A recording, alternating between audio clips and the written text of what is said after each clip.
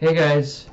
So now, before I talk about the major events of the chapter, I want to take a moment and talk about the soundtrack of this episode because honestly, this is one area the episode absolutely nailed. Like even more so, honestly, than the visual aesthetic of like the art and animation of the episode or anything like that, because the way the music was paced in this episode from scene to scene and how it matched the tone, how it honestly perfectly matched the tone and mood of the episode from moment to moment.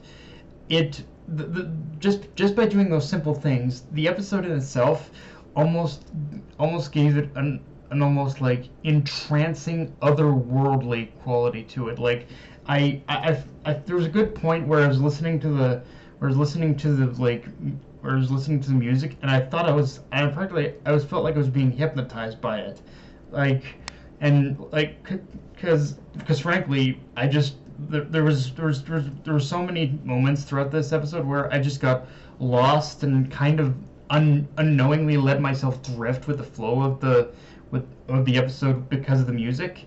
That it the music that it had this that made me say that this music had this like natural entrancing quality to it that drew me into the point where honestly by the time the whole episode was over, it didn't even feel like half an hour had gone by. Like it, by the time the episode was over, it was like, oh, it's over.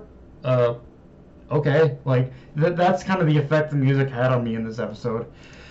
um, so let's so that said, let's talk about the episode itself. And if last week's episode focused on Yoh and Anna's first meeting and how they met, then this one definitely went about exploring their relationship, or exploring and developing that relationship more.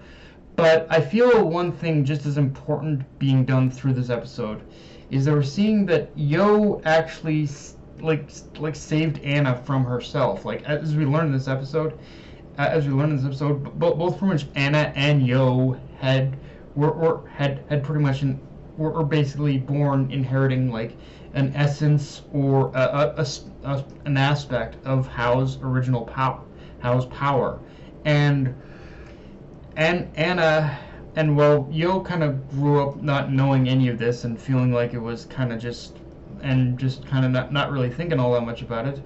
Anna, you can see, had felt like being born with those powers was a curse. And that was a curse that all she could do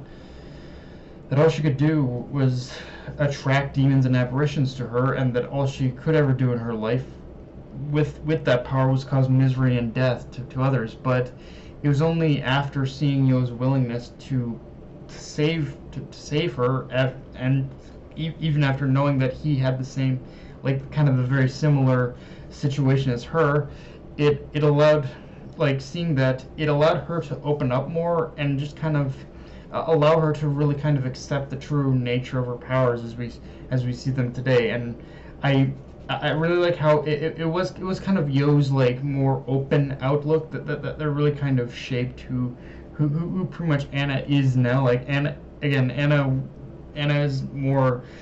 It's funny how Yoh back then was kind of the one engaging in the one more engaging one, and the one who, but whereas Anna was always the kind of more reserved one. But now in the present, it's kind of been switched. And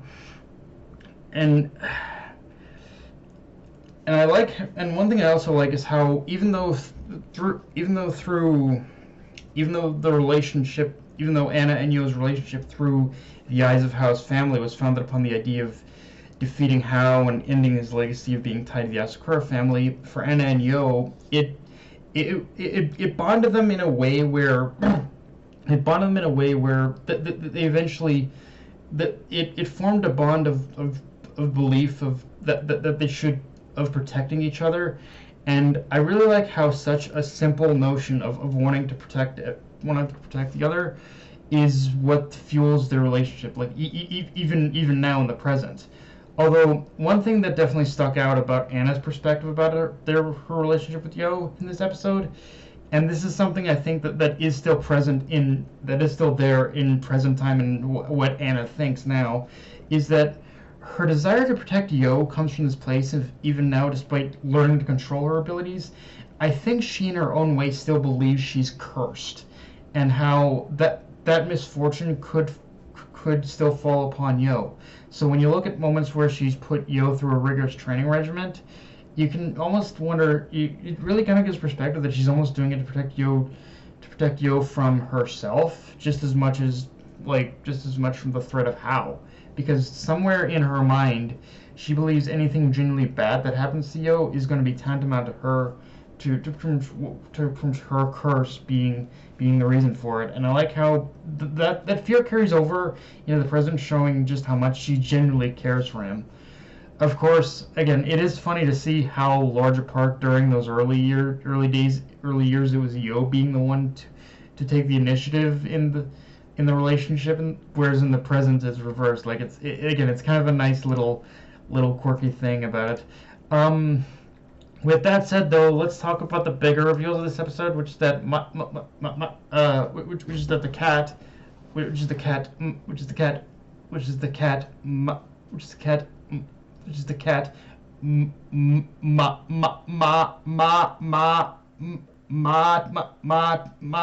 Matamune, was once the guardian spirit of Yoh's ancestor Yokina Sakura, who defeated Hao during the last tournament, and that Matamune himself was actually originally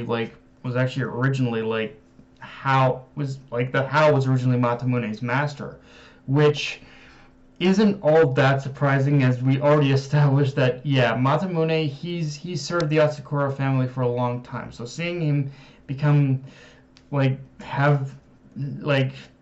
Hao's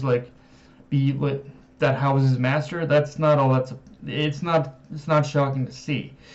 But honestly, there's still a lot to say about this. First and foremost, just the small moments of seeing Yoken confront Hao, and Matamune also like reminiscing about his former master during happier times. Just like when Hao was like an actual benevolent person. He wasn't corrupted by evil. He wasn't corrupted by by his hatred and anything like that. Like just seeing little contrasting scenes like that, it really goes a long way to showing that Hao, again, for as evil as he is now, he was not born evil, but just gradually he did become more and more corrupted by the, I guess, the evils of humanity, you could say. It's just, and like the evils of humanity allowed him to become corrupted by the evil that surrounded him, by the evil demons that surrounded him and followed him, to the point where